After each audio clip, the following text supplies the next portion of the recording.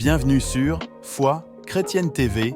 N'oublie pas de vous abonner et activer la cloche de notification pour ne rien rater de nos vidéos sur la foi en Jésus-Christ. La Bible Louis II, introduction au livre de l'Apocalypse.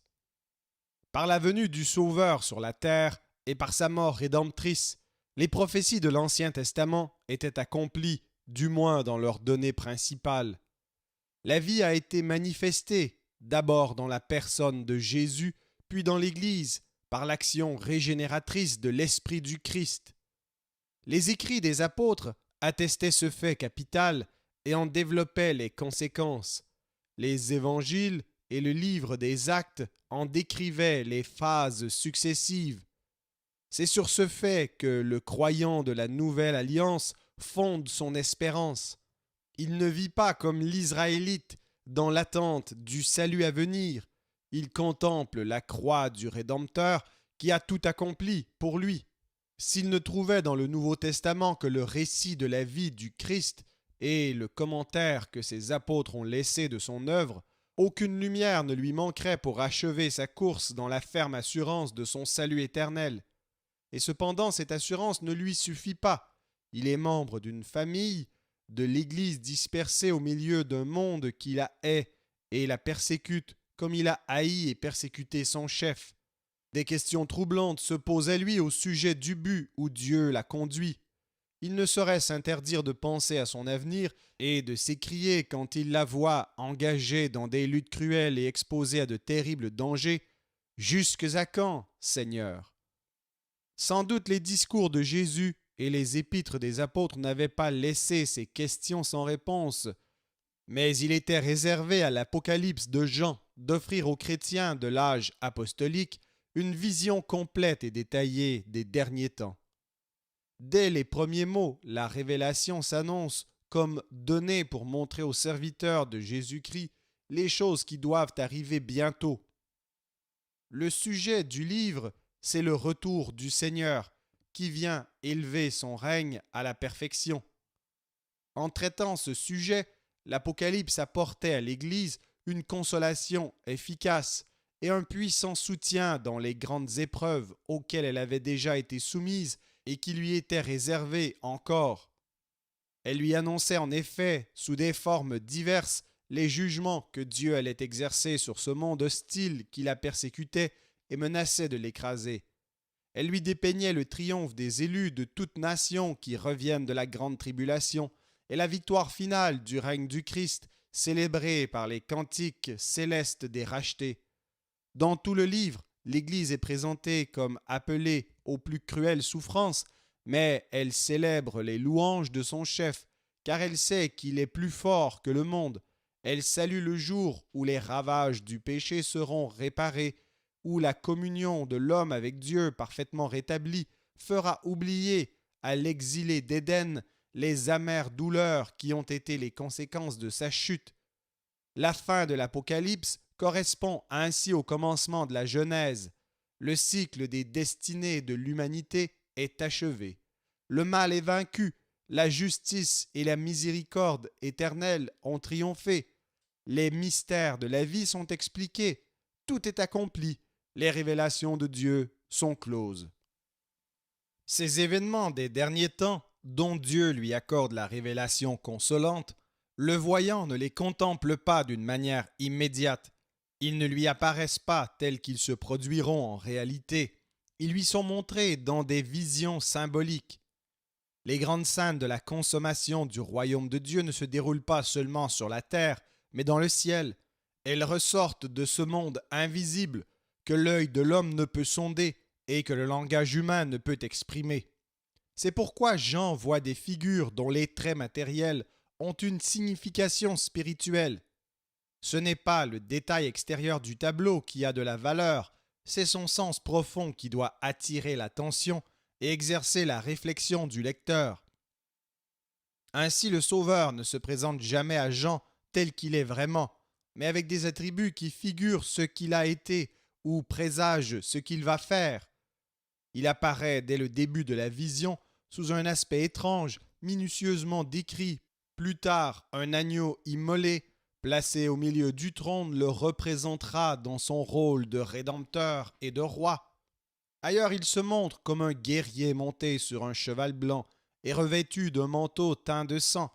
Il est alors le juge et l'exécuteur des jugements de Dieu. Le ciel qui s'ouvre au regard du voyant est construit sur le plan du temple de Jérusalem. Les êtres qui y entourent le trône de Dieu sont dépeints sous des traits que notre imagination a de la peine à saisir et qu'il serait difficile de reproduire par dessin. Il en est de même des êtres symboliques qui représentent l'Église et les puissances du monde qui luttent avec elle sur la terre. La bête à 7 têtes et à 10 cornes figure l'Empire romain et la prostituée assise sur la bête, sa capitale, Rome. Une bataille rangée ou quelques scènes mystérieuses qui se passent en partie dans le ciel, en partie sur la terre, indiquent les crises décisives que traverse le règne de Dieu. Le langage de l'auteur est rempli de types empruntés à l'Ancien Testament. La montagne de Sion et la Nouvelle Jérusalem qui descend du ciel sont le refuge et le séjour des rachetés. Megiddo est le théâtre de la lutte décisive. Israël et ses 12 tribus figurent l'Église. Babylone sur l'Euphrate, c'est Rome.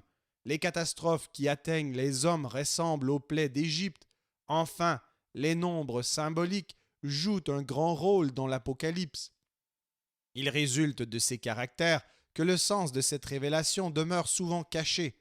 L'interprétation est rendue difficile par le fait que, dans main de ces tableaux prophétiques, il n'est pas possible de dire exactement où finit le symbole et où commence la réalité, ce qu'il faut prendre au propre ou ce qui n'est qu'une image. L'auteur lui-même n'aurait pas été capable, très probablement, de fixer cette limite. L'Apocalypse se présente moins comme une collection de visions successives que comme une vision unique qui se déroule en une série de tableaux. À plusieurs reprises, il est vrai, le voyant déclare qu'il fut ravi en esprit, mais comme il ne dit pas qu'il sortit de son extase précédente, cette formule exprime plutôt un redoublement de celle-ci. Quelques lignes d'introduction nous instruisent de l'origine, de la destination et du sujet du livre. Il est une révélation que Jésus-Christ a reçue de Dieu et transmise à Jean pour faire voir à ses serviteurs les événements qui vont s'accomplir. Il est adressé à cette église d'Asie mineure et annonce la venue du Sauveur dans la gloire. Jean raconte qu'il se trouvait dans l'île de Patmos quand cette vision lui fut accordée. Jésus lui apparut sous un aspect si terrifiant qu'il tomba à ses pieds comme mort. Mais Jésus le rassure, se présente à lui comme le vivant et lui commande d'écrire à cette église d'Asie 7 lettres qui renferment des censures, des éloges et des exhortations. Après cela commence la révélation de l'avenir. Le ciel s'ouvre, le trône de Dieu apparaît entouré de 24 anciens et des 4 êtres vivants qui chantent les louanges du Tout-Puissant. Apocalypse 4. Dans la droite de Dieu, Jean voit un livre scellé de 7 sceaux. Nul n'est jugé digne de l'ouvrir, excepté un agneau qui apparaît au milieu du trône comme immolé. Il prend le livre. Aussitôt des chants éclatent dans les cieux à la louange du Sauveur. Apocalypse 5. L'agneau ouvre successivement les 6 premiers sceaux. À l'ouverture des 4 premiers apparaissent 4 cavaliers, dont le premier figure la marche conquérante de l'Évangile à travers le monde. Les 3 suivants, divers fléaux qui atteignent les hommes. Le 5e sceau fait voir sous l'autel des holocaustes les âmes des martyrs qui demandent à Dieu de les venger. Au 6e sceau, des phénomènes terrifiants se produisent dans les cieux. Les hommes, voyant approcher le jugement, se demandent qui pourra subsister. Apocalypse 6. À cette question répond la double scène de Apocalypse 7, qui forme une sorte d'intermède avant l'ouverture du 7e sceau. Les anges des 4 vents reçoivent l'ordre d'épargner les hommes jusqu'à ce que les élus, au nombre de 144 000, 12 000 de chacune des tribus d'Israël, aient été marqués du sceau de Dieu. Puis Jean contemple l'innombrable multitude des rachetés qui se tiennent devant le trône et devant l'agneau et qui, revenus de la grande tribulation, servent Dieu continuellement. L'ouverture du septième sceau, précédée d'une demi-heure de silence dans le ciel, n'amène pas la fin, comme on l'aurait attendu, mais les signes précurseurs de la fin. Ils apparaissent sur le signal donné par 7 anges qui sonnent tour à tour de la trompette. Les fléaux qu'ils déchaînent font périr le tiers des objets frappés. Un aigle désigne spécialement les 3 derniers fléaux comme 3 malheurs. L'un consiste en une invasion de sauterelles démoniaques qui tourmentent les hommes, l'autre en l'irruption de 200 millions de cavaliers qui franchissent l'Euphrate, Apocalypse 8 et 9. Avant que se produise le 3e malheur signalé par la 7e trompette, un ange vient annoncer que celle-ci amènera la consommation du mystère de Dieu. L'ange donne à manger au voyant un petit livre qu'il apporte sur sa main. Il lui déclare qu'il aura encore à prophétiser sur beaucoup de peuples, Apocalypse 10. Les destinées de Jérusalem et de l'Église judéo-chrétienne seront révélées à Jean, Apocalypse 11, 1 à 14. Alors la 7e trompette donne le signal de la lutte suprême. Un chant de victoire retentit dans le ciel, Apocalypse 11, 15 à 19. Une femme paraît enveloppée du soleil, la lune sous ses pieds, et couronnée de 12 étoiles. Elle est enceinte du Messie. Le dragon guette l'enfant qu'elle va mettre au monde, mais l'enfant est enlevé au ciel. Le dragon, vaincu par Michel et ses anges, est précipité sur la terre où il persécute la femme et le reste de ses enfants. Apocalypse 12. Jean voit monter de la mer une bête à 10 cornes et à 7 têtes, et de la terre une seconde bête qui pousse les hommes à rendre des hommages divins à la première bête. Apocalypse 13. Il voit ensuite l'agneau et les 144 000 scellés sur la montagne de Sion. Apocalypse 14, 1 à 5. 3 anges proclament les jugements de Dieu qui sont représentés par 2 actions symboliques, la moisson et la vendange. Apocalypse 14, 6 à 20. L'apparition des 7 coupes de la colère de Dieu portée par 7 anges est précédée d'un chant des vainqueurs de la bête. Apocalypse 15. Les fléaux déchaînés, dont les premiers rappellent les plaies d'Égypte, atteignent tous les hommes. À la 6e coupe, 3 esprits de démons qui sortent de la bouche de la bête et du faux prophète, qui sont semblables à des grenouilles, convoquent les rois de la terre à Armageddon pour la bataille du jour du Seigneur. La 7e coupe amène la fin, Apocalypse 16. La chute de Babylone est spécialement décrite, Apocalypse 17, avec les lamentations qu'elle provoque sur la terre et les chants de triomphe qui la saluent dans le ciel, Apocalypse 18 à 19, 10. Christ paraît pour remporter sur la bête et les rois de la terre une victoire, à la suite de laquelle Satan est lié pour 1000 ans. Pendant ce millénium, les fidèles qui ont part à la première résurrection règnent avec Christ, puis Satan, délié, va séduire les nations des extrémités de la terre, mais au moment où il les mène contre les saints, elles sont détruites par le feu du ciel, et lui-même est précipité dans l'étang de feu et de soufre. Alors a lieu le jugement universel, Apocalypse 19, 11 à 20, 15. Un dernier tableau prophétique nous montre un nouveau ciel et une nouvelle terre, et nous offre la description détaillée de la nouvelle Jérusalem. Il est suivi d'une solennelle déclaration de l'ange au voyant, Apocalypse 21, 1 à 22, 9. Le livre se termine par un épilogue où il est recommandé au voyant de ne point sceller sa prophétie, car le Seigneur va venir, répondant au cri de l'Église. Apocalypse 22, versets 10 à 21. Les interprétations que ce livre énigmatique a reçues au cours des siècles sont innombrables. Il faudrait un volume pour en retracer l'histoire. Les explications qui ont été données de l'Apocalypse, si diverses qu'elles soient dans le détail, peuvent être classées en 3 groupes. On distingue, premièrement, les interprètes qui voient dans l'Apocalypse un tableau prophétique de l'histoire de l'Église depuis la première venue du Christ jusqu'à son retour glorieux. Ce système dit historique a été appliqué avec prédilection pendant longtemps.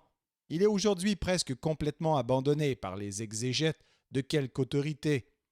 Dans le deuxième groupe, beaucoup de théologiens considérant que le sujet de la révélation, c'est le retour du Seigneur et les événements qui le précéderont immédiatement, pensent que tous les faits annoncés dans les visions à partir du chapitre 4 sont encore à venir et se produiront à la fin des temps. C'est le système futuriste ou eschatologique. D'autres savants, le troisième groupe, appliquent la méthode critique et exégétique, cherchent moins à deviner les événements du passé ou futur figurés dans les visions de l'Apocalypse qu'à expliquer ces dernières en se plaçant au point de vue de l'auteur et en se pénétrant de son esprit. Ils partent de ce fait que Jean, avec toute l'Église primitive, attendait le retour de Christ dans un avenir prochain, et qu'en contemplant les événements qui devaient le précéder, il croyait voir, comme il le dit, les choses qui doivent arriver bientôt. Ils en concluent que son regard prophétique est borné à l'horizon de l'histoire de son temps, la puissance du monde qui s'oppose à Jésus-Christ et à son règne. C'est l'Empire romain. Le voyant contemple sa chute prochaine, qui sera suivie du retour du Seigneur et de la fin de la présente économie. On peut encore répartir en deux classes les explications de l'Apocalypse selon que leurs auteurs estiment que les événements dépeints dans les visions se succèdent dans un ordre chronologique ou qu'ils pensent que les séries des sept sceaux, des trompettes, des coupes embrassent chacune la totalité de l'avenir en traçant un tableau toujours plus complet des destinées de l'humanité depuis l'apparition du christianisme jusqu'à la fin des temps. On a donné à ce dernier système le nom de système des récapitulations.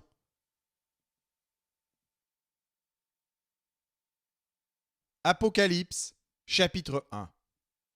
Révélation de Jésus-Christ, que Dieu lui a donné pour montrer à ses serviteurs les choses qui doivent arriver bientôt, et qu'il a fait connaître par l'envoi de son ange à son serviteur Jean, lequel a attesté la parole de Dieu et le témoignage de Jésus-Christ, tout ce qu'il a vu. Heureux celui qui lit et ceux qui entendent les paroles de la prophétie et qui gardent les choses qui y sont écrites, car le temps est proche. Jean, aux sept églises qui sont en Asie, que la grâce et la paix vous soient données de la part de celui qui est, qui était et qui vient, et de la part des sept esprits qui sont devant son trône, et de la part de Jésus-Christ, le témoin fidèle, le premier-né des morts et le prince des rois de la terre. À celui qui nous aime, qui nous a délivrés de nos péchés par son sang, et qui a fait de nous un royaume, des sacrificateurs pour Dieu son Père. À lui soit la gloire et la puissance au siècle des siècles. Amen. Voici, il vient avec les nuées, et tout œil le verra, même ceux qui l'ont percé, et toutes les tribus de la terre se lamenteront à cause de lui. Oui, Amen. Je suis l'Alpha et l'Oméga, dit le Seigneur Dieu, celui qui est, qui était et qui vient, le Tout-Puissant. Moi, Jean, votre frère, et qui ai part avec vous à la tribulation et au royaume et à la persévérance en Jésus, j'étais dans l'île appelée Patmos à cause de la parole de Dieu et du témoignage de Jésus. Je fus ravi en esprit au jour du Seigneur, et j'entendis derrière moi une voix forte, comme le son d'une trompette, qui disait « Ce que tu vois, écris-le dans un livre, et envoie-le aux sept églises, à Éphèse, à Smyrne, à Pergame, à Thyatire, à Sardes, à Philadelphie et à Laodicée. » Je me retournai pour connaître quelle était la voix qui me parlait, et après m'être retourné, je vis 7 chandeliers d'or, et au milieu des 7 chandeliers, quelqu'un qui ressemblait à un fils d'homme, vêtu d'une longue robe et ayant une ceinture d'or sur la poitrine. Sa tête et ses cheveux étaient blancs comme de la laine blanche, comme de la neige. Ses yeux étaient comme une flamme de feu. Ses pieds étaient semblables à de l'airain ardent, comme s'il eût été embrasé dans une fournaise, et sa voix était comme le bruit de grandes eaux. Il avait dans sa main droite 7 étoiles. De sa bouche sortait une épée aiguë à 2 tranchants, et son visage était comme le soleil lorsqu'il brille dans sa force. Quand je le vis, je tombai à ses pieds, comme mort. Il posa sur moi sa main droite en disant, « Ne crains point, je suis le premier et le dernier et le vivant. J'étais mort, et voici, je suis vivant au siècle des siècles.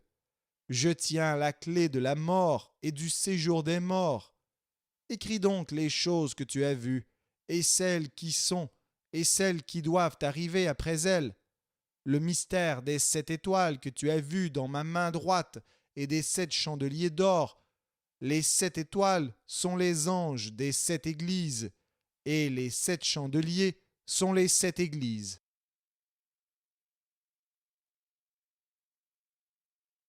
Apocalypse, chapitre 2. Écrit à l'ange de l'église d'Éphèse. Voici ce que dit celui qui tient les 7 étoiles dans sa main droite, celui qui marche au milieu des 7 chandeliers d'or. Je connais tes œuvres, ton travail et ta persévérance. Je sais que tu ne peux supporter les méchants, que tu as éprouvé ceux qui se disent apôtres et qui ne le sont pas, et que tu les as trouvés menteurs, que tu as de la persévérance, que tu as souffert à cause de mon nom, et que tu ne t'es point lassé. Mais ce que j'ai contre toi, c'est que tu as abandonné ton premier amour. Souviens-toi donc d'où tu es tombé, repens-toi et pratique tes premières œuvres. Sinon, je viendrai à toi et j'ôterai ton chandelier de sa place, à moins que tu ne te repentes. Tu as pourtant ceci, c'est que tu hais les œuvres des Nicolaïtes, œuvres que je hais aussi. Que celui qui a des oreilles entende ce que l'Esprit dit aux églises. À celui qui vaincra, je donnerai à manger de l'arbre de vie qui est dans le paradis de Dieu. Écris à l'ange de l'église de Smyrne. Voici ce que dit le premier et le dernier, celui qui était mort et qui est revenu à la vie. Je connais ta tribulation et ta pauvreté, bien que tu sois riche, et les calomnies de la part de ceux qui se disent juifs et ne le sont pas, mais qui sont une synagogue de Satan. Ne crains pas ce que tu vas souffrir. Voici, le diable jettera quelques-uns de vous en prison, afin que vous soyez éprouvés, et vous aurez une tribulation de 10 jours. Sois fidèle jusqu'à la mort, et je te donnerai la couronne de vie. Que celui qui a des oreilles entende ce que l'Esprit dit aux églises. Celui qui vaincra n'aura pas à souffrir la seconde mort. Écris à l'ange de l'église de Pergame. Voici ce que dit celui qui a l'épée aiguë à 2 tranchants. Je sais où tu demeures. Je sais que là est le trône de Satan. Tu retiens mon nom, et tu n'as pas renié ma foi.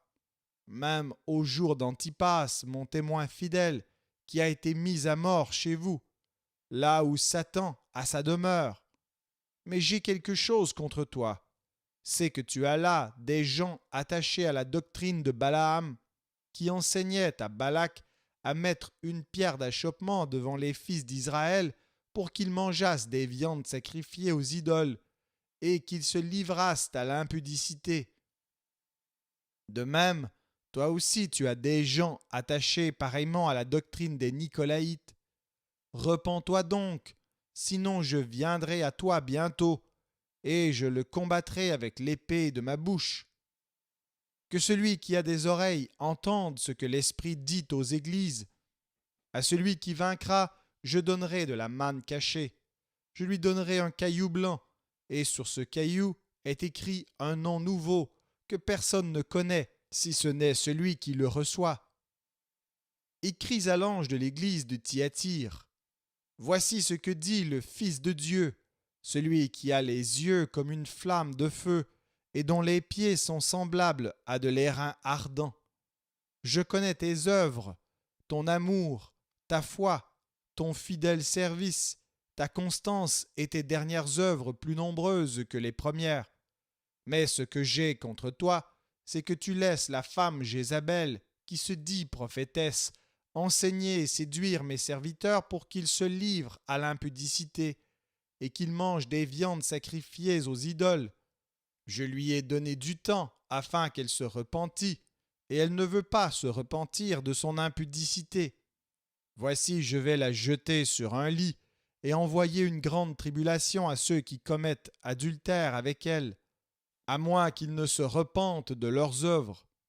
Je ferai mourir de mort ses enfants, et toutes les églises connaîtront que je suis celui qui sonde les reins et les cœurs, et je vous rendrai à chacun selon vos œuvres, à vous, à toutes les autres de Thyatire qui ne reçoivent pas cette doctrine et qui n'ont pas connu les profondeurs de Satan, comme il les appelle. Je vous dis, je ne mets pas sur vous d'autres fardeaux, seulement ce que vous avez, retenez-le jusqu'à ce que je vienne. À celui qui vaincra et qui gardera jusqu'à la fin mes œuvres, je donnerai cette autorité sur les nations. Il les pètera avec une verge de fer, comme on brise les vases d'argile, ainsi que moi-même j'en ai reçu le pouvoir de mon Père, et je lui donnerai l'étoile du matin. Que celui qui a des oreilles entende ce que l'Esprit dit aux églises.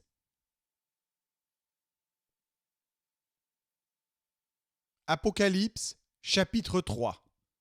Écris à l'ange de l'église de Sardes. Voici ce que dit celui qui a les 7 esprits de Dieu et les 7 étoiles. Je connais tes œuvres. Je sais que tu passes pour être vivant et tu es mort. Sois vigilant et affermis le reste qui est près de mourir, car je n'ai pas trouvé tes œuvres parfaites devant mon Dieu.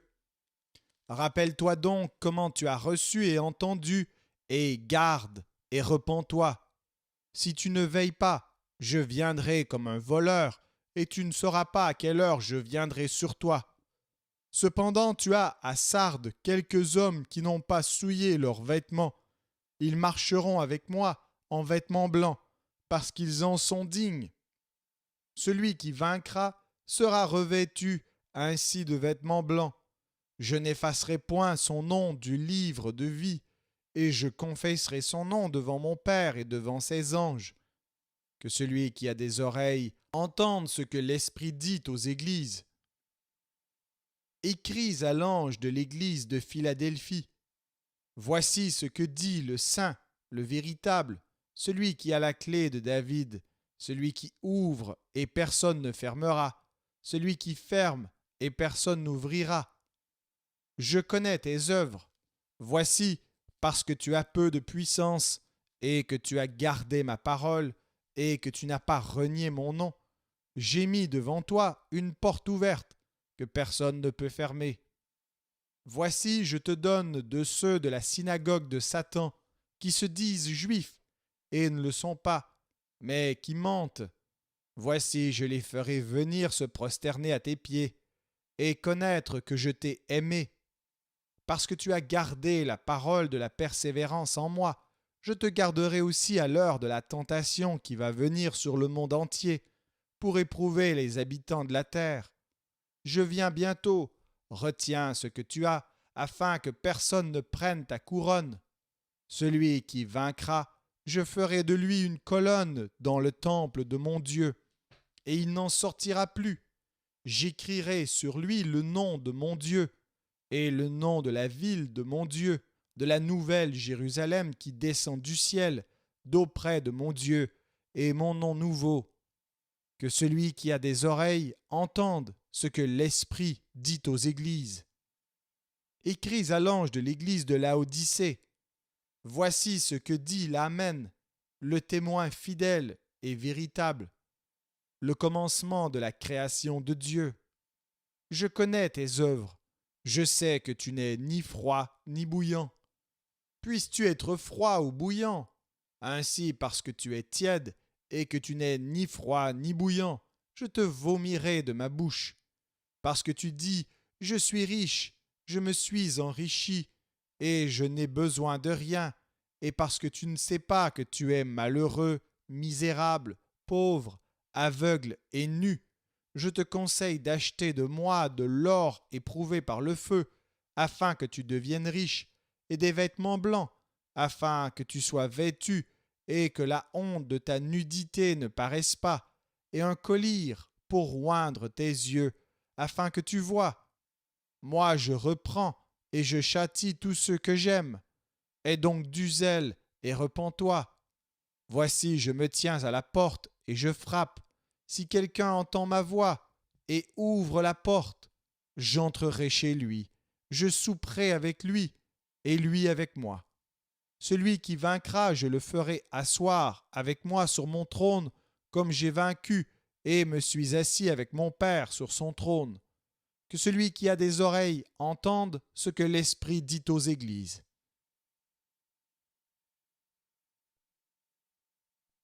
Apocalypse, chapitre 4. Après cela, je regardai, et voici une porte était ouverte dans le ciel. La première voix que j'avais entendue comme le son d'une trompette et qui me parlait dit « Monte ici, et je te ferai voir ce qui doit arriver dans la suite. » Aussitôt je fus ravi en esprit, et voici il y avait un trône dans le ciel, et sur ce trône quelqu'un était assis. Celui qui était assis avait l'aspect d'une pierre de jaspe et de sardoine, et le trône était environné d'un arc-en-ciel semblable à l'émeraude. Autour du trône, je vis 24 trônes, et sur ces trônes, 24 vieillards assis, revêtus de vêtements blancs, et sur leurs têtes des couronnes d'or. Du trône sortaient des éclairs, des voix et des tonnerres. Devant le trône brûlent 7 lampes ardentes qui sont les 7 esprits de Dieu. Il y a encore devant le trône comme une mer de verre semblable à du cristal. Au milieu du trône et autour du trône, il y a 4 êtres vivants, remplis d'yeux devant et derrière. Le premier être vivant est semblable à un lion. Le second être vivant est semblable à un veau. Le troisième être vivant a la face d'un homme. Et le quatrième être vivant est semblable à un aigle qui vole. Les 4 êtres vivants ont chacun 6 ailes, et ils sont remplis d'yeux tout autour et au-dedans. Ils ne cessent de dire jour et nuit, Saint, Saint, Saint est le Seigneur Dieu, le Tout-Puissant, qui était, qui est et qui vient. Quand les êtres vivants rendent gloire et honneur et action de grâce à celui qui est assis sur le trône, à celui qui vit au siècle des siècles, les 24 vieillards se prosternent devant celui qui est assis sur le trône, et ils adorent celui qui vit au siècle des siècles, et ils jettent leur couronne devant le trône en disant « Tu es digne, notre Seigneur et notre Dieu, de recevoir la gloire et l'honneur et la puissance, car tu as créé toutes choses, et c'est par ta volonté qu'elles existent et qu'elles ont été créées. »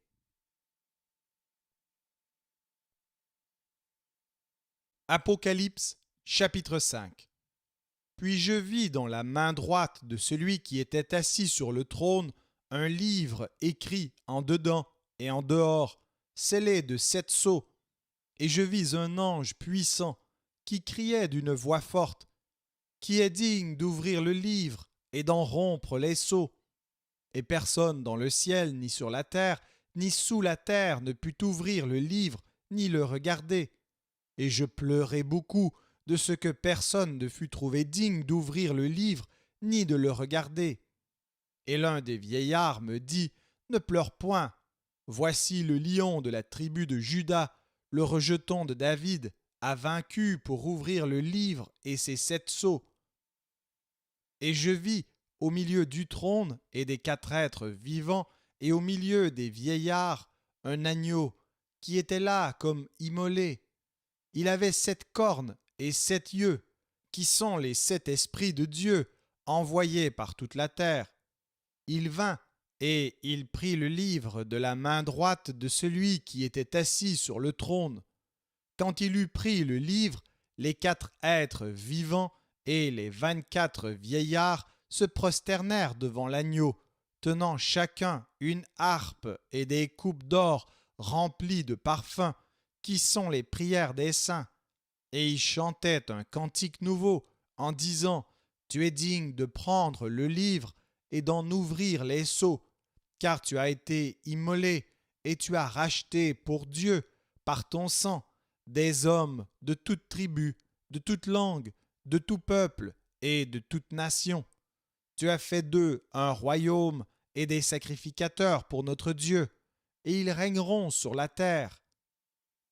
Je regardai et j'entendis la voix de beaucoup d'anges autour du trône et des êtres vivants et des vieillards, et leur nombre était des myriades de myriades et des milliers de milliers. Ils disaient d'une voix forte, l'agneau qui a été immolé est digne de recevoir la puissance, la richesse, la sagesse, la force, l'honneur, la gloire et la louange, et toutes les créatures qui sont dans le ciel, sur la terre, sous la terre, sur la mer, et tout ce qui s'y trouve, je les entendis qui disaient, à celui qui est assis sur le trône, et à l'agneau, soit la louange, l'honneur, la gloire et la force au siècle des siècles. Et les quatre êtres vivants disaient Amen, et les vieillards se prosternèrent et adorèrent.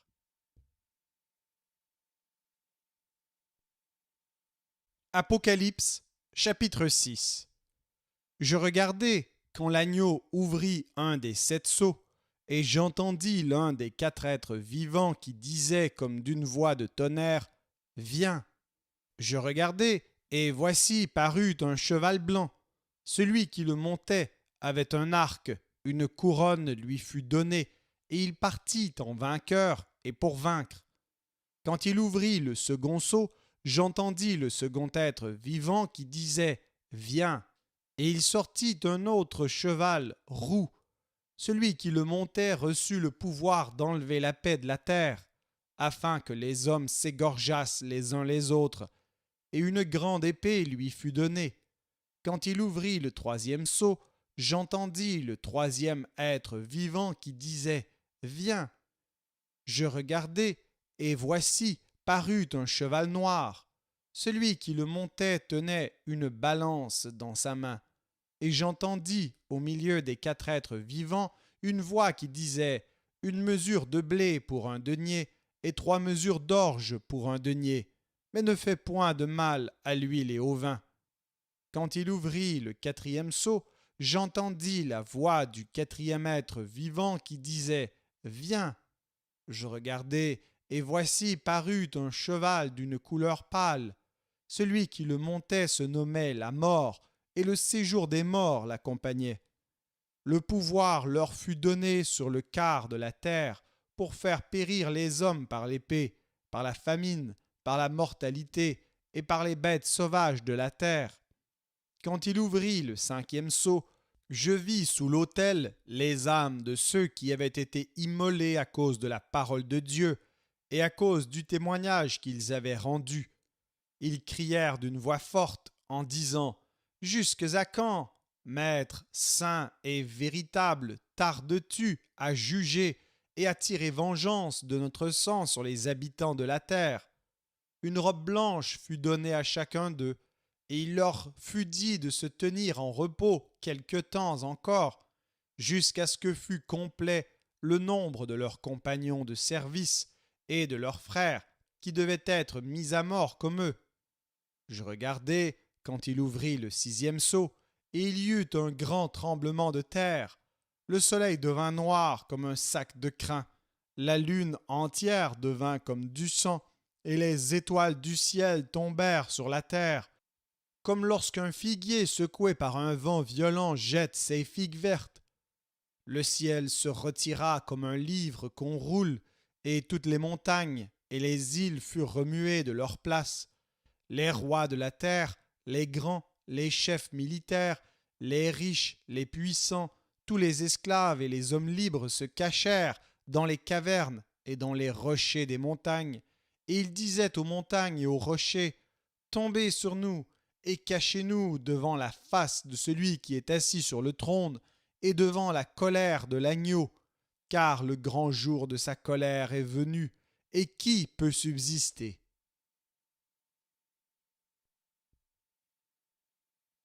Apocalypse, chapitre 7. Après cela, je vis 4 anges debout aux 4 coins de la terre. Ils retenaient les 4 vents de la terre, afin qu'il ne soufflât point de vent sur la terre, ni sur la mer, ni sur aucun arbre. Et je vis un autre ange qui montait du côté du soleil levant et qui tenait le sceau du Dieu vivant. Il cria d'une voix forte aux 4 anges à qui il avait été donné de faire du mal à la terre et à la mer. Et il dit, ne faites point de mal à la terre, ni à la mer, ni aux arbres, jusqu'à ce que nous ayons marqué du sceau le front des serviteurs de notre Dieu. Et j'entendis le nombre de ceux qui avaient été marqués du sceau, 144 000, de toutes les tribus des fils d'Israël, de la tribu de Juda, 12 000 marqués du sceau, de la tribu de Ruben, 12 000, de la tribu de Gad, 12 000, de la tribu d'Azer, 12 000, de la tribu de Nephtali, 12 000, de la tribu de Manassé, 12 000, de la tribu de Siméon, 12 000, de la tribu de Lévi, 12 000, de la tribu d'Issachar, 12 000, de la tribu de Zabulon, 12 000, de la tribu de Joseph, 12 000, de la tribu de Benjamin, 12 000 marqués du sceau. Après cela, je regardai, et voici il y avait une grande foule que personne ne pouvait compter, de toute nation, de toute tribu, de tout peuple et de toute langue. Ils se tenaient devant le trône et devant l'agneau, revêtus de robes blanches et des palmes dans leurs mains. Ils criaient d'une voix forte en disant « Le salut est à notre Dieu, qui est assis sur le trône et à l'agneau. » Et tous les anges se tenaient autour du trône, et des vieillards et des 4 êtres vivants. Et ils se prosternèrent sur leurs faces devant le trône, et ils adorèrent Dieu, en disant « Amen. La louange, la gloire, la sagesse, l'action de grâce, l'honneur, la puissance et la force soient à notre Dieu au siècle des siècles. Amen. » Et l'un des vieillards prit la parole et me dit, « Ceux qui sont revêtus de robes blanches, qui sont-ils et d'où sont-ils venus ?»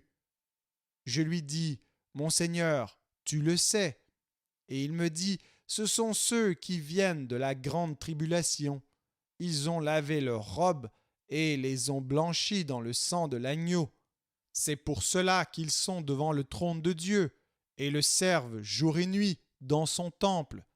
Celui qui est assis sur le trône dressera sa tente sur eux. Ils n'auront plus faim, ils n'auront plus soif, et le soleil ne les frappera point, ni aucune chaleur, car l'agneau qui est au milieu du trône les paîtra et les conduira aux sources des eaux de la vie, et Dieu essuiera toute larme de leurs yeux.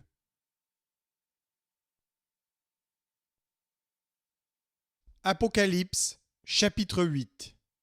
Quand il ouvrit le 7e sceau, il y eut dans le ciel un silence d'environ une demi-heure. Et je vis les 7 anges qui se tiennent devant Dieu, et 7 trompettes leur furent données.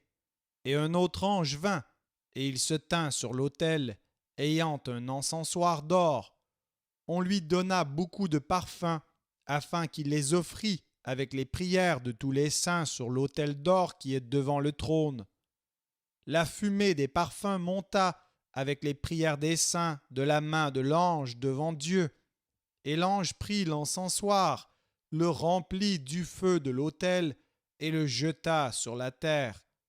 Il y eut des voix, des tonnerres, des éclairs et un tremblement de terre. Et les 7 anges qui avaient les 7 trompettes se préparèrent à en sonner. Le premier sonna de la trompette, il y eut de la grêle et du feu, mêlés de sang, qui furent jetés sur la terre, et le tiers de la terre fut brûlé, et le tiers des arbres fut brûlé, et toute herbe verte fut brûlée. Le second ange sonna de la trompette, et quelque chose comme une grande montagne embrasée par le feu fut jetée dans la mer, et le tiers de la mer devint du sang, et le tiers des créatures qui étaient dans la mer et qui avaient vie mourut, et le tiers des navires périt. Le troisième ange sonna de la trompette, et il tomba du ciel une grande étoile ardente comme un flambeau, et elle tomba sur le tiers des fleuves et sur les sources des eaux. Le nom de cette étoile est Absinthe, et le tiers des eaux fut changé en absinthe, et beaucoup d'hommes moururent par les eaux, parce qu'elle était devenue amère. Le quatrième ange sonna de la trompette, et le tiers du soleil fut frappé, et le tiers de la lune, et le tiers des étoiles, afin que le tiers en fût obscurci, et que le jour perdît un tiers de sa clarté, et la nuit de même. Je regardai, et j'entendis un aigle qui volait au milieu du ciel, disant d'une voix forte: Malheur, malheur, malheur aux habitants de la terre, à cause des autres sons de la trompette, des trois anges qui vont sonner.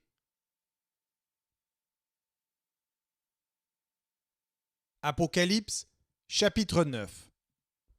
Le cinquième ange sonna de la trompette, et je vis une étoile qui était tombée du ciel sur la terre. La clé du puits de l'abîme lui fut donnée, et elle ouvrit le puits de l'abîme, et il monta du puits une fumée, comme la fumée d'une grande fournaise, et le soleil et l'air furent obscurcis par la fumée du puits. De la fumée sortirent des sauterelles qui se répandirent sur la terre, et il leur fut donné un pouvoir comme le pouvoir qu'ont les scorpions de la terre. Il leur fut dit de ne point faire de mal à l'herbe de la terre, ni à aucune verdure, ni à aucun arbre, mais seulement aux hommes qui n'avaient pas le sceau de Dieu sur le front. Il leur fut donné non de les tuer, mais de les tourmenter pendant 5 mois, et le tourment qu'elles causaient était comme le tourment que cause le scorpion quand il pique un homme. En ces jours-là, les hommes chercheront la mort et ne la trouveront pas. Ils désireront mourir et la mort fuira loin d'eux. Ces sauterelles ressemblaient à des chevaux préparés pour le combat. Il y avait sur leurs têtes comme des couronnes semblables à de l'or, et leurs visages étaient comme des visages d'hommes. Elles avaient des cheveux comme des cheveux de femmes, et leurs dents étaient comme des dents de lion. Elles avaient des cuirasses comme des cuirasses de fer, et le bruit de leurs ailes était comme un bruit de chars à plusieurs chevaux qui courent au combat. Elles avaient des queues semblables à des scorpions et des aiguillons, et c'est dans leur queue qu'était le pouvoir de faire du mal aux hommes pendant 5 mois. Elles avaient sur elles comme roi l'ange de l'abîme, nommé en hébreu Abaddon et en grec Apollyon. Le premier malheur est passé. Voici, il vient encore 2 malheurs après cela. Le sixième ange sonna de la trompette, et j'entendis une voix venant des 4 cornes de l'autel d'or qui est devant Dieu, et disant au sixième ange qui avait la trompette: Délie les 4 anges qui sont liés sur le grand fleuve d'Euphrate. Et les 4 anges qui étaient prêts pour l'heure, le jour, le mois et l'année, furent déliés, afin qu'ils tuassent le tiers des hommes. Le nombre des cavaliers de l'armée était de 2 myriades de myriades. J'en entendis le nombre, et ainsi je vis les chevaux dans la vision, et ceux qui les montaient, ayant des cuirasses couleur de feu, d'hyacinthe et de soufre. Les têtes des chevaux étaient comme des têtes de lions, et de leur bouche il sortait du feu, de la fumée et du soufre. Le tiers des hommes fut tué par ces 3 fléaux, par le feu, par la fumée et par le soufre qui sortait de leur bouche, car le pouvoir des chevaux était dans leur bouche et dans leur queue. Leur queue était semblable à des serpents ayant des têtes, et c'est avec elles qu'ils faisaient le mal. Les autres hommes qui ne furent pas tués par ces fléaux ne se repentirent pas des œuvres de leurs mains, de manière à ne point adorer les démons et les idoles d'or, d'argent, d'airain, de pierre et de bois, qui ne peuvent ni voir, ni entendre, ni marcher, et ils ne se repentirent pas de leurs meurtres, ni de leurs enchantements, ni de leur impudicité, ni de leur vol.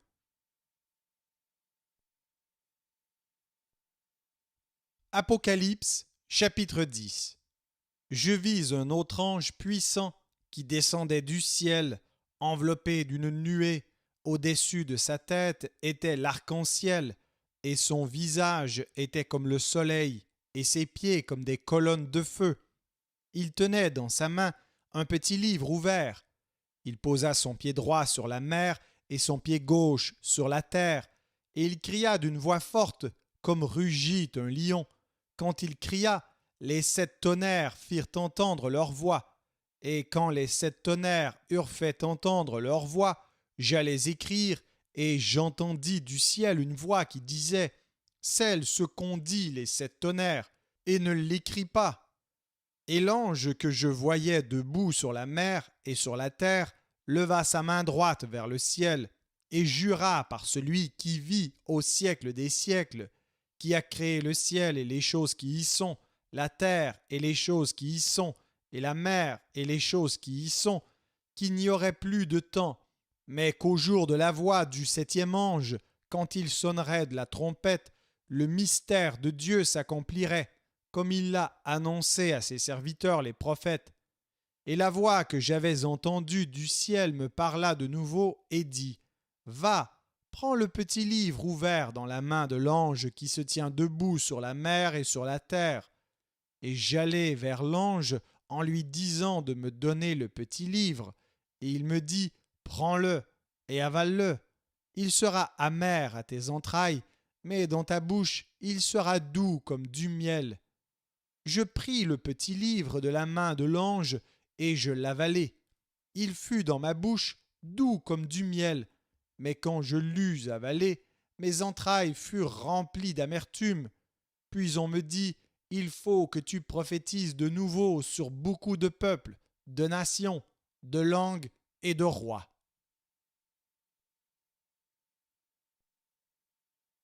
Apocalypse, chapitre 11.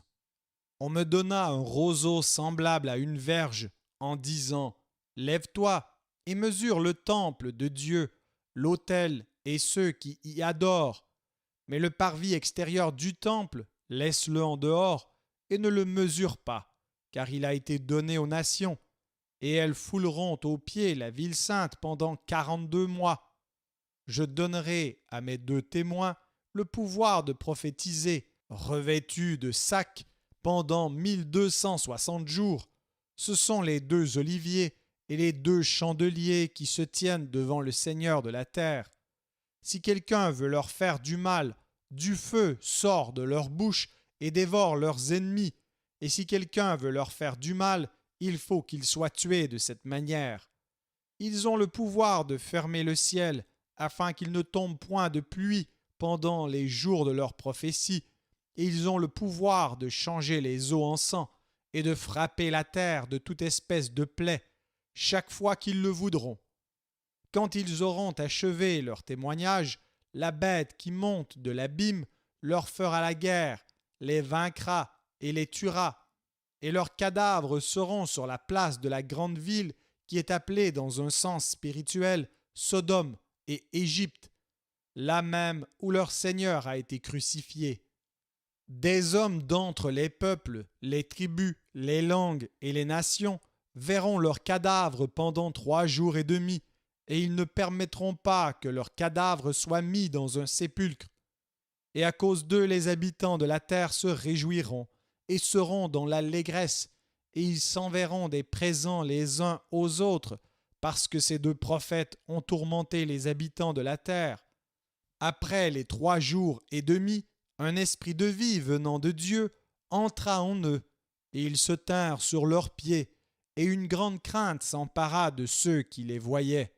Et ils entendirent du ciel une voix qui leur disait « Montez ici !» Et ils montèrent au ciel dans la nuée, et leurs ennemis les virent. À cette heure-là, il y eut un grand tremblement de terre, et la 10e partie de la ville tomba. 7000 hommes furent tués dans ce tremblement de terre, et les autres furent effrayés et donnèrent gloire au Dieu du ciel. Le second malheur est passé, voici le 3e malheur vient bientôt. Le 7e ange sonna de la trompette, et il y eut dans le ciel de fortes voix qui disaient « Le royaume du monde est remis à notre Seigneur et à son Christ, et il régnera au siècle des siècles. » et les 80 vieillards qui étaient assis devant Dieu sur leur trône se prosternèrent sur leurs faces, et ils adorèrent Dieu en disant : Nous te rendons grâce, Seigneur Dieu Tout-Puissant, qui est et qui était, de ce que tu as saisi ta grande puissance et pris possession de ton règne. Les nations se sont irritées, et ta colère est venue, et le temps est venu de juger les morts, de récompenser tes serviteurs, les prophètes, les saints et ceux qui craignent ton nom, les petits et les grands, et de détruire ceux qui détruisent la terre. Et le temple de Dieu dans le ciel fut ouvert, et l'arche de son alliance apparut dans son temple. Il y eut des éclairs, des voix, des tonnerres, un tremblement de terre et une forte grêle.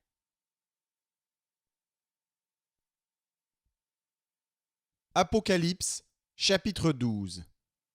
Un grand signe parut dans le ciel, une femme enveloppée du soleil, la lune sous ses pieds et une couronne de 12 étoiles sur sa tête. Elle était enceinte et elle criait étant en travail et dans les douleurs de l'enfantement. Un autre signe parut encore dans le ciel, et voici, c'était un grand dragon rouge, ayant 7 têtes et 10 cornes, et sur ses têtes 7 diadèmes. Sa queue entraînait le tiers des étoiles du ciel et les jetait sur la terre. Le dragon se tint devant la femme qui allait enfanter, afin de dévorer son enfant lorsqu'elle aurait enfanté. Elle enfanta un fils qui doit paître toutes les nations avec une verge de fer, et son enfant fut enlevé vers Dieu et vers son trône. Et la femme s'enfuit dans le désert, où elle avait un lieu préparé par Dieu, afin qu'elle y fût nourrie pendant 1260 jours. Et il y eut guerre dans le ciel. Michel et ses anges combattirent contre le dragon, et le dragon et ses anges combattirent, mais ils ne furent pas les plus forts, et leur place ne fut plus trouvée dans le ciel. Et il fut précipité, le grand dragon, le serpent ancien, appelé le diable et Satan, celui qui séduit toute la terre. Il fut précipité sur la terre, et ses anges furent précipités avec lui. Et j'entendis dans le ciel une voix forte qui disait : Maintenant le salut est arrivé, et la puissance, et le règne de notre Dieu, et l'autorité de son Christ, car il a été précipité, l'accusateur de nos frères, celui qui les accusait devant notre Dieu jour et nuit. Ils l'ont vaincu à cause du sang de l'agneau et à cause de la parole de leur témoignage, et ils n'ont pas aimé leur vie jusqu'à craindre la mort. C'est pourquoi réjouissez-vous, cieux, et vous qui habitez dans les cieux. Malheur à la terre et à la mer, car le diable est descendu vers vous, animé d'une grande colère, sachant qu'il a peu de temps. Quand le dragon vit qu'il avait été précipité sur la terre, il poursuivit la femme qui avait enfanté l'enfant mâle, et les 2 ailes du grand aigle furent données à la femme, afin qu'elle s'envolât au désert vers son lieu, où elle est nourrie un temps, des temps et la moitié d'un temps, loin de la face du serpent. Et de sa bouche le serpent lança de l'eau comme un fleuve derrière la femme, afin de l'entraîner par le fleuve. Et la terre secourut la femme, et la terre ouvrit sa bouche et engloutit le fleuve que le dragon avait lancé de sa bouche. Et le dragon fut irrité contre la femme, et il s'en alla faire la guerre au reste de sa postérité, à ceux qui gardent les commandements de Dieu et qui ont le témoignage de Jésus, et il se tint sur le sable de la mer.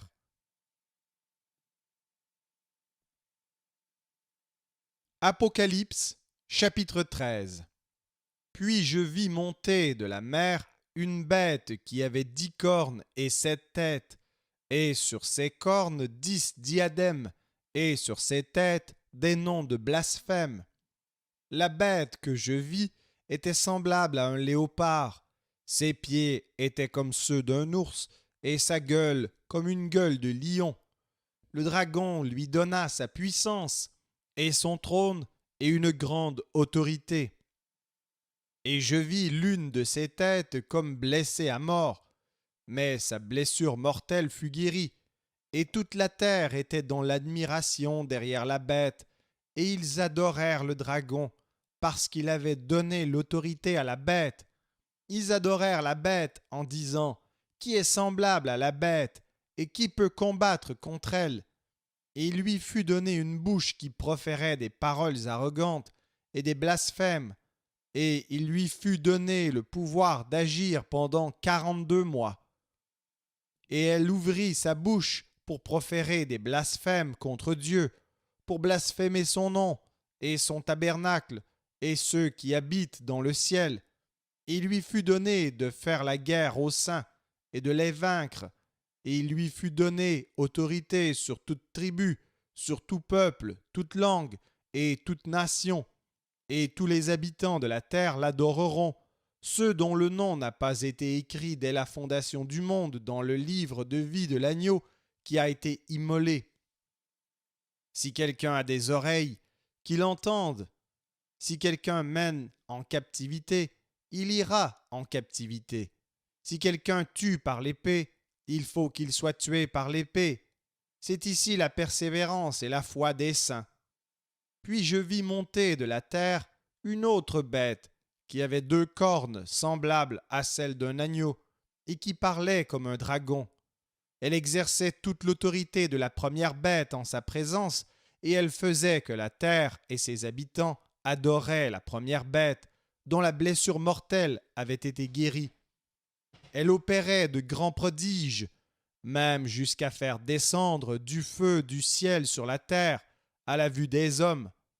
Et elle séduisait les habitants de la terre par les prodiges qui lui étaient donnés d'opérer en présence de la bête, disant aux habitants de la terre de faire une image à la bête qui avait la blessure de l'épée et qui vivait. Et il lui fut donné d'animer l'image de la bête, afin que l'image de la bête parlât, et qu'elle fit que tous ceux qui n'adoreraient pas l'image de la bête fussent tués.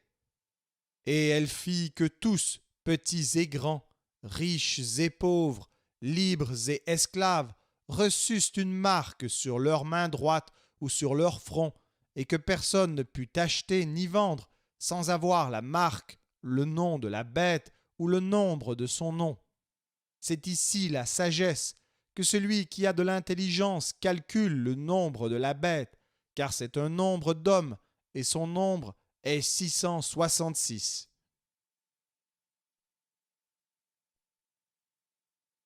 Apocalypse, chapitre 14. Je regardai, et voici, l'agneau se tenait sur la montagne de Sion, et avec lui 144 000 personnes qui avaient son nom et le nom de son Père écrit sur leur front. Et j'entendis du ciel une voix comme un bruit de grosses eaux, comme le bruit d'un grand tonnerre, et la voix que j'entendis était comme celle de joueurs de harpe jouant de leur harpe. Et ils chantent un cantique nouveau devant le trône et devant les 4 êtres vivants et les vieillards. Et personne ne pouvait apprendre le cantique, si ce n'est les 144 000 qui avaient été rachetés de la terre. Ce sont ceux qui ne se sont pas souillés avec des femmes, car ils sont vierges. Ils suivent l'agneau partout où il va. Ils ont été rachetés d'entre les hommes comme des prémices pour Dieu et pour l'agneau. Et dans leur bouche, il ne s'est point trouvé de mensonge, car ils sont irrépréhensibles. Je vis un autre ange qui volait par le milieu du ciel, ayant un évangile éternel pour l'annoncer aux habitants de la terre, à toute nation, à toute tribu, à toute langue et à tout peuple.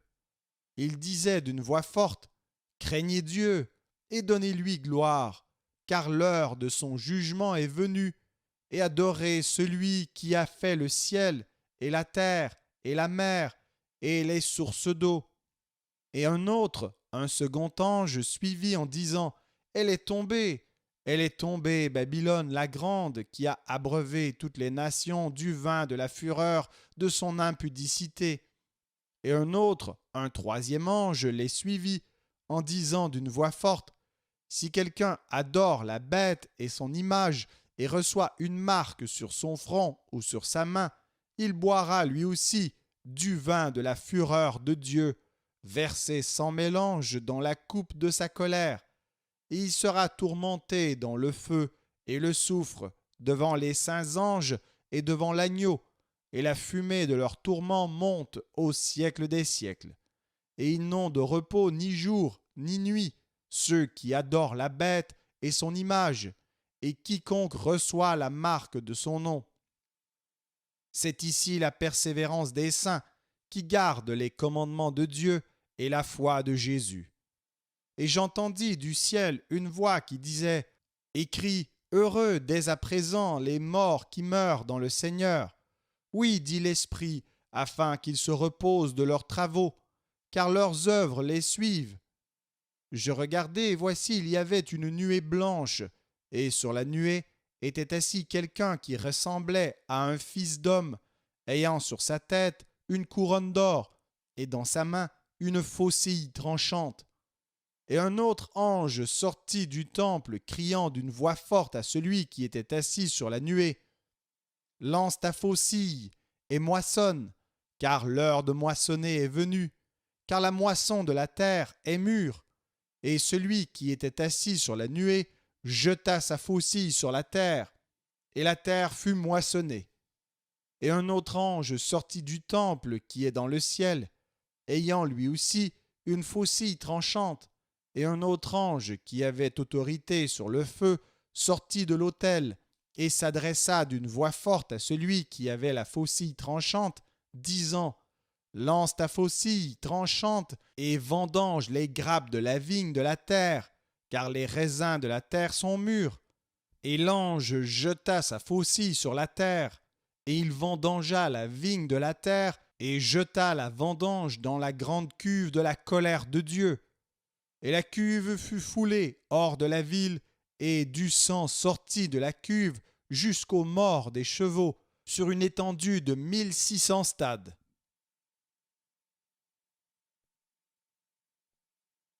Apocalypse, chapitre 15. Puis je vis dans le ciel un autre signe, grand et admirable, 7 anges qui tenaient 7 fléaux, les derniers, car par eux s'accomplit la colère de Dieu. Et je vis comme une mer de verre mêlée de feu, et ceux qui avaient vaincu la bête et son image et le nombre de son nom, debout sur la mer de verre, ayant des harpes de Dieu, et ils chantent le cantique de Moïse, le serviteur de Dieu, et le cantique de l'agneau, en disant, « Tes œuvres sont grandes et admirables, Seigneur Dieu Tout-Puissant. Tes voies sont justes et véritables, Roi des nations. Qui ne craindrait, Seigneur, et ne glorifierait ton nom, car seul tu es saint, et toutes les nations viendront et se prosterneront devant toi, parce que tes jugements ont été manifestés. » Après cela, je regardai, et le temple du tabernacle du témoignage fut ouvert dans le ciel, et les 7 anges qui tenaient les 7 fléaux sortirent du temple, revêtus d'un lin pur, éclatant, et ayant des ceintures d'or autour de la poitrine, et l'un des 4 êtres vivants donna aux 7 anges 7 coupes d'or, pleines de la colère du Dieu qui vit au siècle des siècles. Et le temple fut rempli de fumée à cause de la gloire de Dieu et de sa puissance, et personne ne pouvait entrer dans le temple jusqu'à ce que les 7 fléaux des 7 anges fussent accomplis.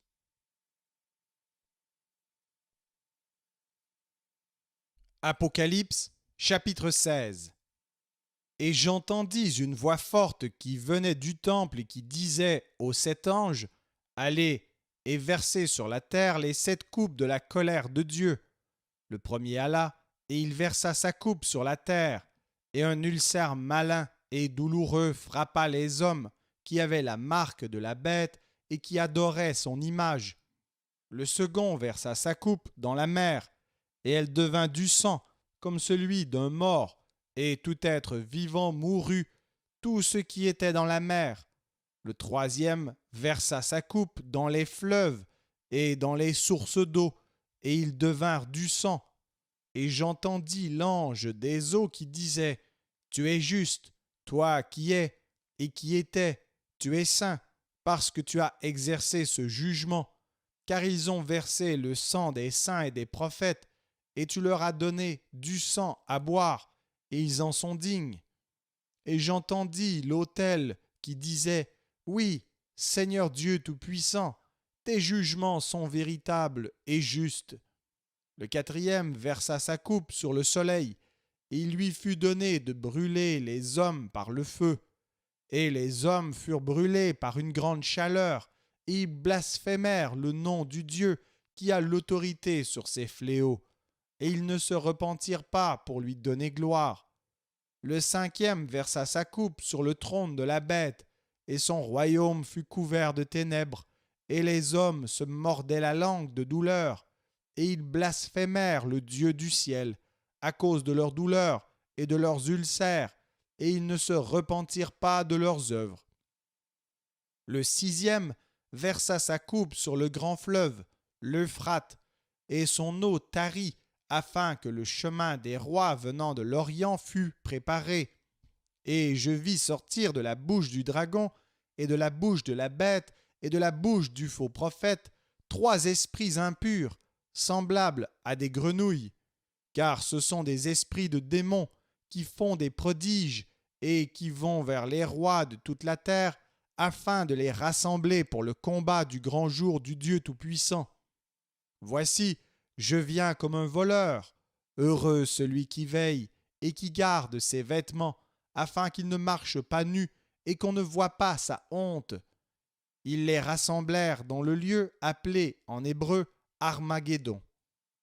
Le septième versa sa coupe dans l'air, et il sortit du temple, du trône, une voix forte qui disait: C'en est fait.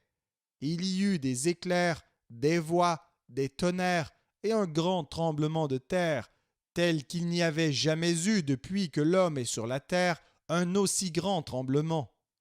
Et la grande ville fut divisée en 3 parties, et les villes des nations tombèrent, et Dieu se souvint de Babylone la grande pour lui donner la coupe du vin de son ardente colère. Et toutes les îles s'enfuirent, et les montagnes ne furent pas retrouvées, et une grosse grêle dont les grêlons pesaient 1 talent tomba du ciel sur les hommes, et les hommes blasphémèrent Dieu à cause du fléau de la grêle, parce que ce fléau était très grand.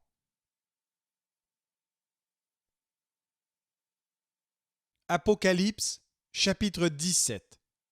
Puis un des 7 anges qui tenaient les 7 coupes vint, et il m'adressa la parole en disant: Viens, je te montrerai le jugement de la grande prostituée qui est assise sur les grandes eaux. C'est avec elle que les rois de la terre se sont livrés à l'impudicité, et c'est du vin de son impudicité que les habitants de la terre se sont enivrés. Il me transporta en esprit dans un désert, et je vis une femme assise sur une bête écarlate, pleine de noms de blasphème, ayant 7 têtes et 10 cornes. Cette femme était vêtue de pourpre et d'écarlate, et parée d'or, de pierres précieuses et de perles. Elle tenait dans sa main une coupe d'or remplie d'abominations et des impuretés de sa prostitution. Sur son front était écrit un nom, un mystère: Babylone, la grande, la mère des impudiques et des abominations de la terre. Et je vis cette femme, ivre du sang des saints et du sang des témoins de Jésus. Et en la voyant, je fus saisi d'un grand étonnement. Et l'ange me dit: Pourquoi t'étonnes-tu? Je te dirai le mystère de la femme et de la bête qui la porte, qui a les 7 têtes et les 10 cornes. La bête que tu as vue était, et elle n'est plus. Elle doit monter de l'abîme et aller à la perdition. Et les habitants de la terre, ceux dont le nom n'a pas été écrit dès la fondation du monde dans le livre de vie, s'étonneront en voyant la bête, parce qu'elle était et qu'elle n'est plus et qu'elle reparaîtra. C'est ici l'intelligence qui a de la sagesse. Les 7 têtes sont 7 montagnes sur lesquelles la femme est assise. Ce sont aussi 7 rois. 5 sont tombés, un existe, l'autre n'est pas encore, et quand il sera venu, il doit rester peu de temps. Et la bête qui était et qui n'est plus est elle-même un 8e roi, et elle est du nombre des 7, et elle va à la perdition. Les 10 cornes que tu as vues sont 10 rois, qui n'ont pas encore reçu de royaume, mais qui reçoivent autorité comme rois pendant 1 heure avec la bête. Ils ont un même dessein, et ils donnent leur puissance et leur autorité à la bête. Ils combattront contre l'agneau, et l'agneau les vaincra, parce qu'il est le Seigneur des seigneurs et le Roi des rois. Et les appelés, les élus et les fidèles qui sont avec lui les vaincront aussi. Et il me dit, les eaux que tu as vues, sur lesquelles la prostituée est assise, ce sont des peuples, des foules, des nations et des langues. Les 10 cornes que tu as vues et la bête haïront la prostituée, la dépouilleront et la mettront à nu, mangeront ses chairs et la consumeront par le feu. Car Dieu a mis dans leur cœur d'exécuter son dessein et d'exécuter un même dessein et de donner leur royauté à la bête jusqu'à ce que les paroles de Dieu soient accomplies. Et la femme que tu as vue, c'est la grande ville qui a la royauté sur les rois de la terre.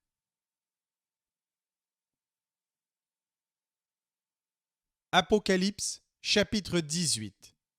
Après cela, je vis descendre du ciel un autre ange qui avait une grande autorité, et la terre fut éclairée de sa gloire. Il cria d'une voix forte, disant, « Elle est tombée, Babylone la grande, elle est devenue une habitation de démons, un repère de tout esprit impur, un repère de tout oiseau impur et odieux, parce que toutes les nations ont bu du vin de la fureur de son impudicité, et que les rois de la terre se sont livrés avec elle à l'impudicité, et que les marchands de la terre se sont enrichis par la puissance de son luxe. Et j'entendis du ciel une autre voix qui disait, « Sortez du milieu d'elle, mon peuple, afin que vous ne participiez point à ses péchés, et que vous n'ayez point de part à ses fléaux, car ses péchés se sont accumulés jusqu'au ciel, et Dieu s'est souvenu de ses iniquités. Payez-la comme elle a payé, et rendez-lui au double selon ses œuvres. De la coupe où elle a versé, versez-lui au double. Autant elle s'est glorifiée et plongée dans le luxe, autant donnez-lui de tourments et de deuil. Parce qu'elle dit en son cœur, « Je suis assise en reine, je ne suis point veuve, et je ne verrai point de deuil. » À cause de cela, en un même jour, ces fléaux arriveront, la mort, le deuil et la famine, et elle sera consumée par le feu, car il est puissant le Seigneur Dieu qui l'a jugée. Et tous les rois de la terre qui se sont livrés avec elle à l'impudicité et au luxe pleureront et se lamenteront à cause d'elle quand ils verront la fumée de son embrasement. Se tenant éloignés dans la crainte de son tourment, ils diront « Malheur, malheur ! La grande ville, Babylone, la ville puissante, en une seule heure est venu ton jugement. » Et les marchands de la terre pleurent et sont dans le deuil à cause d'elle, parce que personne n'achète plus leur cargaison d'or, d'argent, de pierres précieuses, de perles, de fin lin, de pourpre, de soie, d'écarlate, de toute espèce de bois de senteur, de toute espèce d'objets d'ivoire, de toute espèce d'objets en bois très précieux, en airain, en fer et en marbre, de cinnamome, d'aromates, de parfums, de myrrhe, d'encens, de vin, d'huile, de fine farine, de blé, de bœufs, de brebis, de chevaux, de chars, de corps et d'âmes d'hommes. Les fruits que désirait ton âme sont allés loin de toi, et toutes les choses délicates et magnifiques sont perdues pour toi, et tu ne les retrouveras plus. Les marchands de ces choses qui se sont enrichis par elles se tiendront éloignés dans la crainte de son tourment. Ils pleureront et seront dans le deuil et diront: Malheur, malheur, la grande ville qui était vêtue de fin lin, de pourpre et d'écarlate, et parée d'or, de pierres précieuses et de perles. En une seule heure, tant de richesses ont été détruites. Et tous les pilotes, tous ceux qui naviguent vers ce lieu, les marins et tous ceux qui exploitent la mer, se tenaient éloignés, et ils s'écriaient en voyant la fumée de son embrasement: Quelle ville était semblable à la grande ville! Et ils jetaient de la poussière sur leurs têtes, ils pleuraient, et ils étaient dans le deuil, ils criaient et disaient: Malheur, malheur! La grande ville où se sont enrichis par son opulence tous ceux qui ont des navires sur la mer. En une seule heure, elle a été détruite. Ciel, réjouis-toi sur elle. Et vous, les saints, les apôtres et les prophètes, réjouissez-vous aussi, car Dieu vous a fait justice en la jugeant. Alors, un ange puissant prit une pierre, semblable à une grande meule, et il la jeta dans la mer, en disant: Ainsi sera précipitée avec violence Babylone, la grande ville, et elle ne sera plus trouvée. Et l'on n'entendra plus chez toi les sons des joueurs de harpe, des musiciens, des joueurs de flûte et des joueurs de trompette. On ne trouvera plus chez toi aucun artisan d'un métier quelconque. On n'entendra plus chez toi le bruit de la meule. La lumière de la lampe ne brillera plus chez toi, et la voix de l'époux et de l'épouse ne sera plus entendue chez toi, parce que tes marchands étaient les grands de la terre, parce que toutes les nations ont été séduites par tes enchantements, et parce qu'on a trouvé chez elles le sang des prophètes et des saints et de tous ceux qui ont été égorgés sur la terre.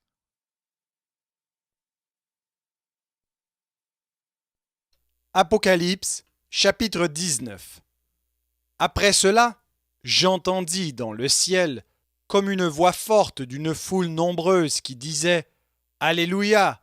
Le salut, la gloire et la puissance sont à notre Dieu, parce que ses jugements sont véritables et justes, car il a jugé la grande prostituée qui corrompait la terre par son impudicité, et il a vengé le sang de ses serviteurs en le redemandant de sa main.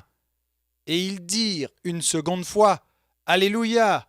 Et sa fumée monte au siècle des siècles.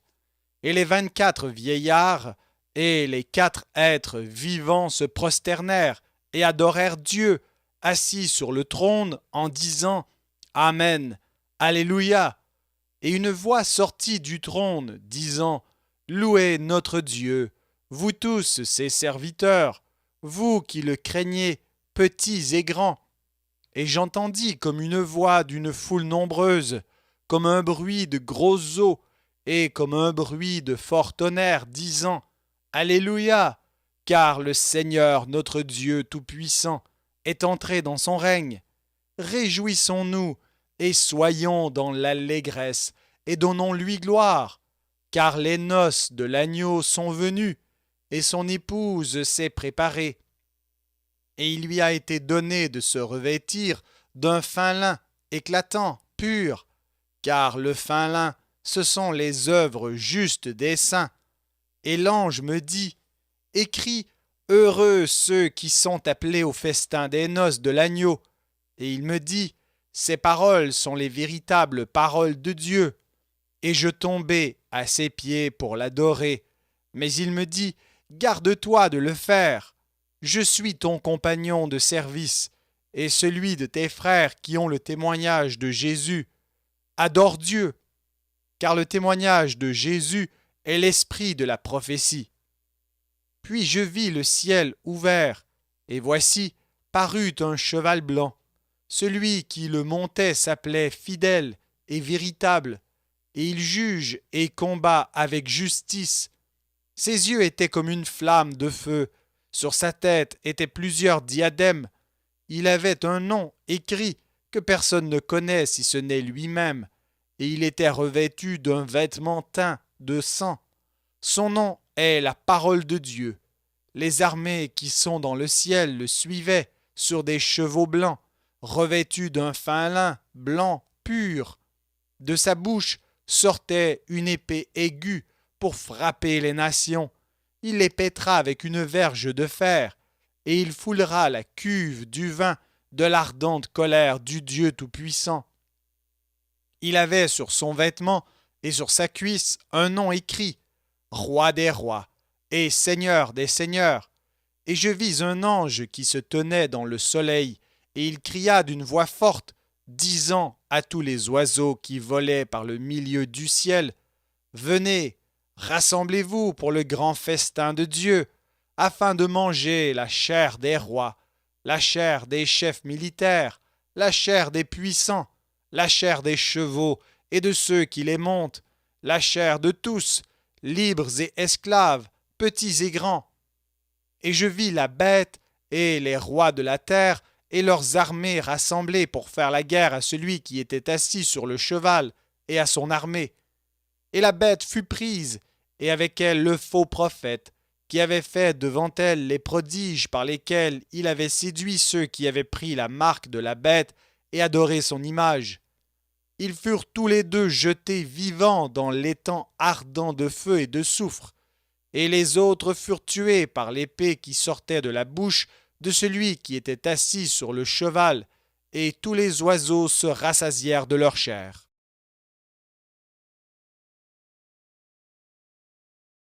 Apocalypse, chapitre 20.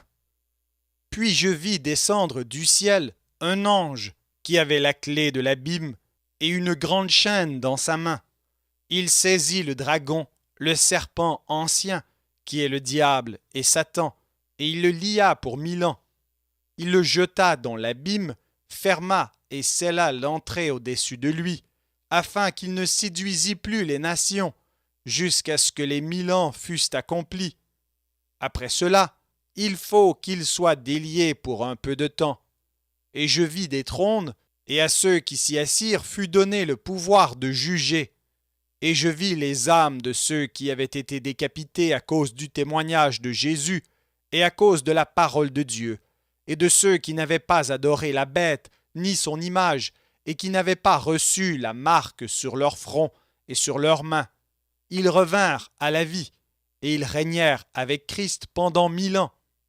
Les autres morts ne revinrent point à la vie, jusqu'à ce que les 1000 ans fussent accomplis. C'est la première résurrection. Heureux et saints ceux qui ont part à la première résurrection. La seconde mort n'a point de pouvoir sur eux, mais ils seront sacrificateurs de Dieu et de Christ, et ils régneront avec lui pendant 1000 ans. Quand les 1000 ans seront accomplis, Satan sera relâché de sa prison, et il sortira pour séduire les nations qui sont aux 4 coins de la terre, Gog et Magog, afin de les rassembler pour la guerre. Leur nombre est comme le sable de la mer, et ils montèrent sur la surface de la terre, et ils investirent le camp des saints et la ville bien-aimée. Mais un feu descendit du ciel et les dévora, et le diable qui les séduisait fut jeté dans l'étang de feu et de soufre, où sont la bête et le faux prophète, et ils seront tourmentés jour et nuit au siècle des siècles. Puis je vis un grand trône blanc, et celui qui était assis dessus. La terre et le ciel s'enfuirent devant sa face, et il ne fut plus trouvé de place pour eux. Et je vis les morts, les grands et les petits, qui se tenaient devant le trône. Des livres furent ouverts, et un autre livre fut ouvert, celui qui est le livre de vie. Et les morts furent jugés selon leurs œuvres, d'après ce qui était écrit dans ces livres. La mer rendit les morts qui étaient en elle, la mort et le séjour des morts rendirent les morts qui étaient en eux, et chacun fut jugé selon ses œuvres. Et la mort et le séjour des morts furent jetés dans l'étang de feu. C'est la seconde mort, l'étang de feu. Quiconque ne fut pas trouvé écrit dans le livre de vie fut jeté dans l'étang de feu.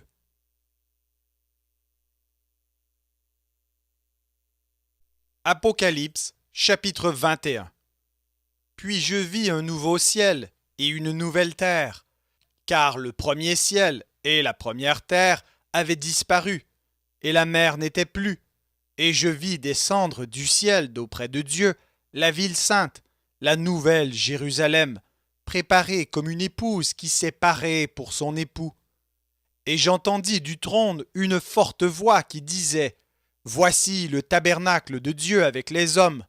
Il habitera avec eux, et ils seront son peuple, et Dieu lui-même sera avec eux.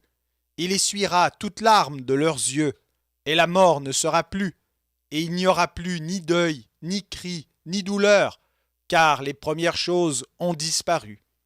Et celui qui était assis sur le trône dit : Voici, je fais toutes choses nouvelles.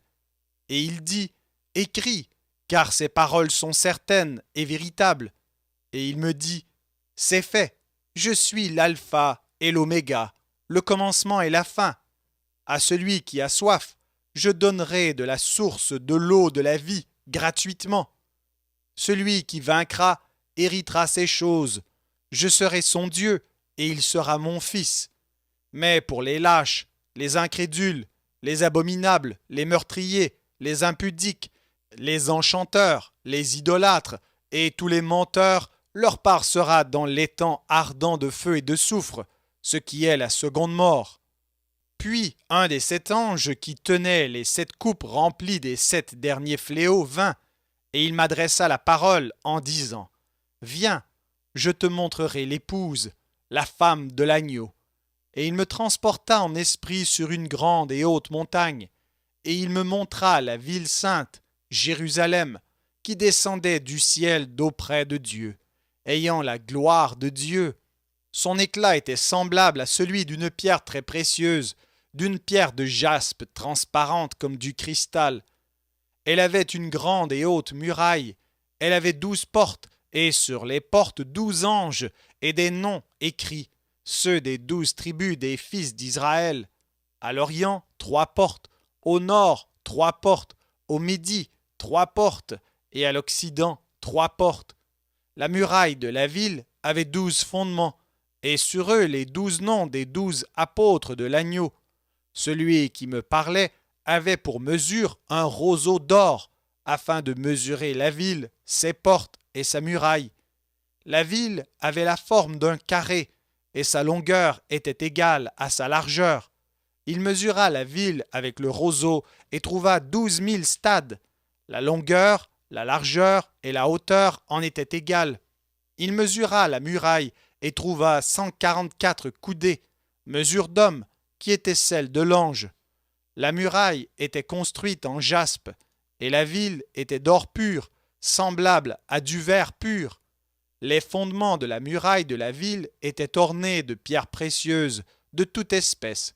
Le premier fondement était de jaspe, le second de saphir, le troisième de chalcédoine, le quatrième d'émeraude, le cinquième de sardonyx, le sixième de sardoine, le septième de chrysolite, le huitième de béryl, le neuvième de topaze, le 10e de chrysoprase, le 11e d'hyacinthe, le 12e d'améthyste. Les 12 portes étaient 12 perles, chaque porte était d'une seule perle.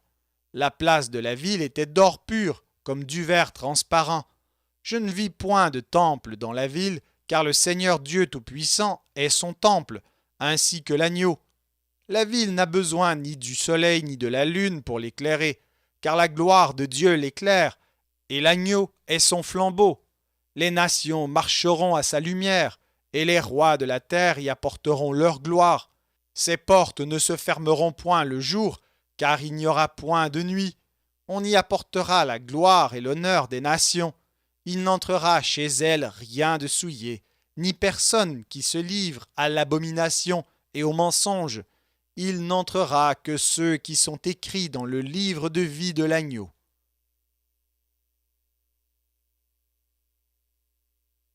Apocalypse, chapitre 22. Et il me montra un fleuve d'eau de la vie, limpide comme du cristal, qui sortait du trône de Dieu et de l'agneau. Au milieu de la place de la ville et sur les 2 bords du fleuve, il y avait un arbre de vie, produisant 12 fois des fruits, rendant son fruit chaque mois, et dont les feuilles servaient à la guérison des nations. Il n'y aura plus d'anathème, le trône de Dieu et de l'agneau sera dans la ville, Ses serviteurs le serviront et verront sa face, et son nom sera sur leur front. Il n'y aura plus de nuit, et ils n'auront besoin ni de lampe ni de lumière, parce que le Seigneur les éclairera, et ils régneront au siècle des siècles. Et il me dit, ces paroles sont certaines et véritables. Et le Seigneur, le Dieu des esprits, des prophètes, a envoyé son ange pour montrer à ses serviteurs les choses qui doivent arriver bientôt. Et voici, je viens bientôt. Heureux celui qui garde les paroles de la prophétie de ce livre. C'est moi, Jean, qui ai entendu et vu ces choses. Et quand j'eus entendu et vu, je tombai aux pieds de l'ange qui me les montrait, pour l'adorer. Mais il me dit, garde-toi de le faire. Je suis ton compagnon de service, et celui de tes frères les prophètes, et de ceux qui gardent les paroles de ce livre. Adore Dieu. Et il me dit, ne scelle point les paroles de la prophétie de ce livre, car le temps est proche. Que celui qui est injuste soit encore injuste, que celui qui est souillé se souille encore, et que le juste pratique encore la justice, et que celui qui est saint se sanctifie encore. Voici, je viens bientôt, et ma rétribution est avec moi pour rendre à chacun selon ce qu'est son œuvre. Je suis l'alpha et l'oméga, le premier et le dernier, le commencement et la fin. Heureux ceux qui lavent leurs robes, afin d'avoir droit à l'arbre de vie, et d'entrer par les portes dans la ville. Dehors les chiens, les enchanteurs, les impudiques, les meurtriers, les idolâtres, et quiconque aime et pratique le mensonge. Moi, Jésus, j'ai envoyé mon ange pour vous attester ces choses dans les églises. Je suis le rejeton de la postérité de David, l'étoile brillante du matin. Et l'esprit et l'épouse disent « Viens », et que celui qui entend dise « Viens », et que celui qui a soif vienne, que celui qui veut prenne de l'eau de la vie gratuitement. Je le déclare à quiconque entend les paroles de la prophétie de ce livre. Si quelqu'un y ajoute quelque chose, Dieu le frappera des fléaux décrits dans ce livre. Et si quelqu'un retranche quelque chose des paroles du livre de cette prophétie, Dieu retranchera sa part de l'arbre de la vie et de la ville sainte décrit dans ce livre. Celui qui atteste ces choses dit « Oui, je viens bientôt. Amen. Viens, Seigneur Jésus. Que la grâce du Seigneur Jésus soit avec tous. » Merci d'avoir écouté cet enregistrement de la Bible. N'hésitez pas à le partager. Vous pouvez également télécharger la version MP3 sur le site Un Héros dans le net. Vous avez le lien dans la description. En visitant notre chaîne, vous allez également trouver d'autres versions de la Bible en audio, ainsi que plusieurs ressources pour étudier la parole de Dieu. Toutes ces ressources sont mises à votre disposition gratuitement. N'hésitez pas de nous faire un don si le Seigneur vous le met à cœur en utilisant le lien qui est également dans la description. Merci encore et que Dieu vous bénisse.